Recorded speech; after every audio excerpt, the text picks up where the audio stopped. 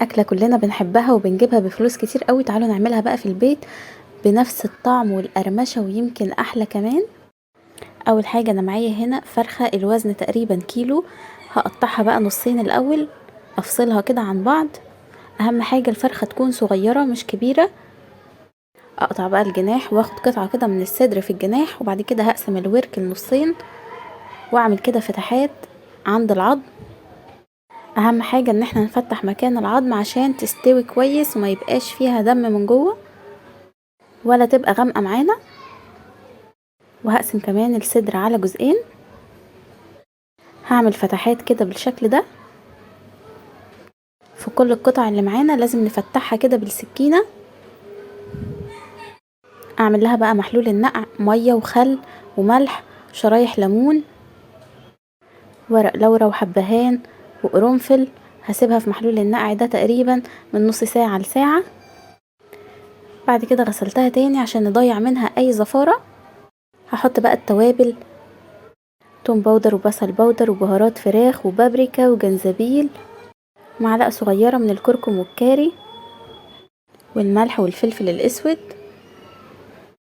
بعد كده هحط علبة زبادي وهملى علبة الزبادي دي باللبن. اقلب بقى كل التتبيلة دي مع بعض. عايزة اقول لكم بجد التتبيلة طعمها رهيب. اهم حاجة ان احنا نتبل الفراخ كويس جدا، مش عايزينها تبقى مقرمشة من بره والفراخ من جوه ما يبقاش ليها طعم. اتبلها بقى واغطيها واشيلها في التلاجة في التتبيلة دي ساعتين. اجهز بقى طبق فيه قطعة من التلج وطبق تاني فيه كوبايتين من الدقيق وكوباية الى ربع من النشا. وهحط التوابل اللي انا حطيتها على الفراخ، نفس التوابل اللي احنا حطيناها على الفراخ هنتبل بيها الدقيق واقلبهم كده تقليبة مع بعض. اطلع بقى الفراخ من التتبيلة على الدقيق، بعد كده على المية الساقعة. واهم حاجة نديها تنفيضة كده من الدقيق عشان تدينا الشكل الكريسبي زي اللي احنا بنجيبها من بره. اعمل بقى كل القطع بنفس الطريقة من التتبيلة على الدقيق، واديها تنفيضة كده من الدقيق واحطها في المية الساقعة وارجعها للدقيق تاني بالشكل ده. هنشوفها بقى كمان بعد ما تتحمر وهنفتحها من جوه وهنشوف هي قد ايه مستوية وما فيهاش اي حتت غامقة. طعمها بجد كان لذيذ جدا ومقرمشة، والتتبيلة مدية الفراخ طعم جميل جدا. اهم حاجة بقى حلة فيها زيت غزير كده بالشكل ده. النار الاول تكون عالية، وبعد ما احط قطع الفراخ الزيت يكون سخن. بعد كده ههدي النار واسيبها لحد ما تستوي وتاخد لون. ما نسيبش النار عالية عشان ما تاخدش لون بسرعة وتبقى من جوه لسه ما استوتش. نخلي النار عالية بس اول ما ننزل قطع الفراخ، وبعد كده نهدي النار خالص ونسيبها لحد ما تستوي براحتها وتاخد لون بالشكل ده كده.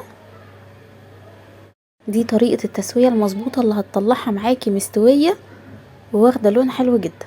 بعد كده بقى حلة هحط فيها معلقة سمنة ومعلقة زيت، والرز غسلاه ومصفياه رز عادي مش بسمتي. هحط بقى معلقة من الكركم ومعلقة كاري وملح وفلفل اسود وعود قرفة. هقلب كل ده مع بعض. بعد كده ازوده بالمية، خلي النار عالية عليه لحد بس ما يتشرب، وهدي عليه النار خالص واسيبه يستوي براحته. بصوا بقى كده بعد ما استوى، بصوا مفلفل ازاي واخد لون حلو جدا. بصوا عامل ازاي. معايا طبق بقى فيه علبة زبادي و3 معالق كبار من المايونيز و3 معالق كبار من العسل الابيض. لو مش عندك عسل ابيض تقدري تستبدليه بالسكر البودرة. هحط كمان رشة ملح وشوية من الخل، معلقة كبيرة كده من الخل. اقلب بقى كل ده مع بعض ونعمل بقى السلطة. انا معايا كرنب احمر مقطعاه كده صغير او كرنب اخضر اللي موجود عندك، وجزر بشراه. هحط بقى عليه الصوص ده وادخلها برضو التلاجة كده ساعة تتشرب بالصوص ويبقى طعمها حلو جدا. دخلها بقى التلاجة. وبصوا الفراخ بجد طعمها رهيب. لازم تجربوا التتبيلة دي هتعجبكم جدا، والطريقة دي امشوا بالخطوات. بجد احلى طريقة تعملوا بيها الفراخ المقرمشة. القرمشة بتاعتها بجد رهيبة، شكلها تحفة، طعمها. طلعوها على مصفى عشان ما تبقاش طرية وتفضل مقرمشة معاكم. ما تنسوش تحطولي لايك، جربوها وقولولي ايه رأيكم فيها، متأكدة ان هي هتعجبكم جدا. احلى طريقة للفراخ المقرمشة ممكن تجربوها، وطريقة ناجحة جدا بعد تجارب كتير. دي اكتر طريقة حلوة تعملي بيها الفراخ المقرمشة، هتطلع طعمها لذيذ مع السلطة والرز. قدموها بألف هنا وشفا. بصوا من جوه عاملة ازاي، مستوية كويس ومفيش اي حتت غامقة.